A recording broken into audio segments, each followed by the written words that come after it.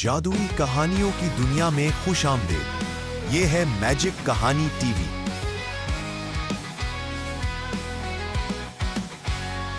दादी माँ और चिराग का जिन। दादी अम्मा, आज कोई नई कहानी सुनाए ना, जिसमें जादू हो, मुहिम जोई हो और कोई सरप्राइज भी।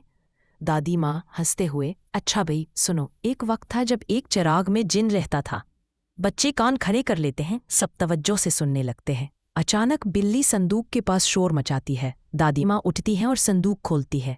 संदूक में कपड़ों के नीचे एक पुराना सा मिट्टी लगा हुआ चिराग निकलता है। दादी माँ हैरान होकर, अरे ये तो मेरे दादा जान का चिराग लगता है, न जाने कितने साल पुराना होगा। बच्चा, दादी इसको रगड़े ना, जैसे कहानियों में करते हैं।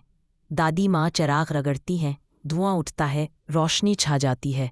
बच्चे चीख कर पीछे हट जाते हैं और एक बड़ा सा जिन नुमूदार होता है। जिन गहरी आवाज में, मैं चिराग का जिन हूँ, जो चाहो मांगो, तुम्हारी हर ख्वाहिश पूरी होगी। बच्चे डरते हुए, दादी अम्मा ये तो सच में निकल आया।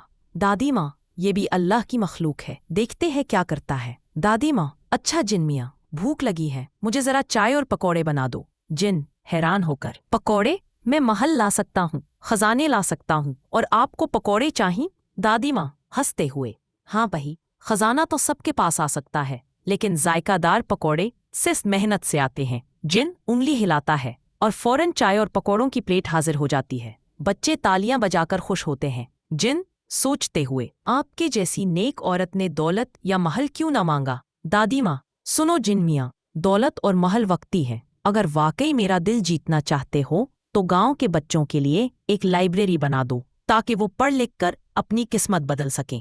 जिन, दादी अम्मा, आपने मेरा दिल बदल दिया, अभी हाजिर है। जिन हाथ घुमाता है और गांव में एक खूबसूरत लाइब्रेरी जाहिर हो जाती है।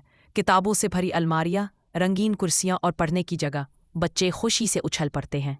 दादी माँ मुस्कराकर, याद रखो बच्चों, जिन तो सिर्फ जादू से चीजें ला सकता है, लेकिन असल खुशी इल्म और मेहनत से आती है। यही तुम्हें बड़े इंसान बनाएगी।